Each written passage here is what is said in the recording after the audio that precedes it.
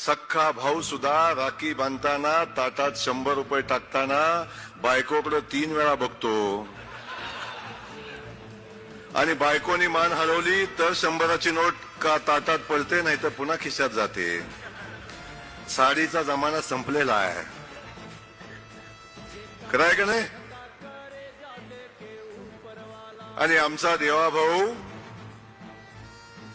राखी पौर्णिमेला 1500 रुपये नाही देत आहे, प्रत्येक महिन्याला 1500 रुपये देतोय. प्रत्येक महिन्याला तुमचा भाऊ तुम्हाला. भाऊ तुम्ही प्रोफेशनल भिकारी आहात. आणि देवाभाऊ जे 1500 महिलांना देत आहेत ते त्यांच्या पप्पांच्या घरचे नाहीये, ते सामान्य माणसाचा टॅक्स रुपी. मी कालच टॅक्स भरलाय म्हणून सांगतो, माझा पण त्यात थोडाफार हातभार आहे.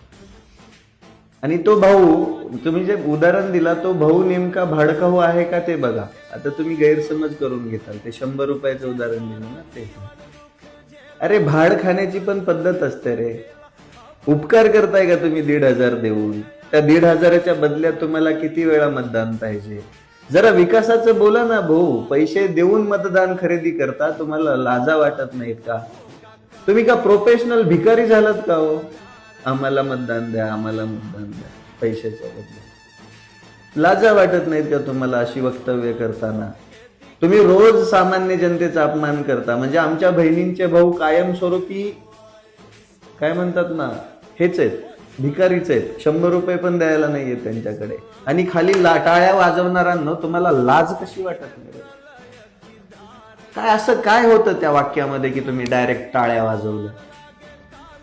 भाड मागितली, भाड खाऊ नये, बरोबर ना? त्याला तुम्ही टाळ्या वाजवताय.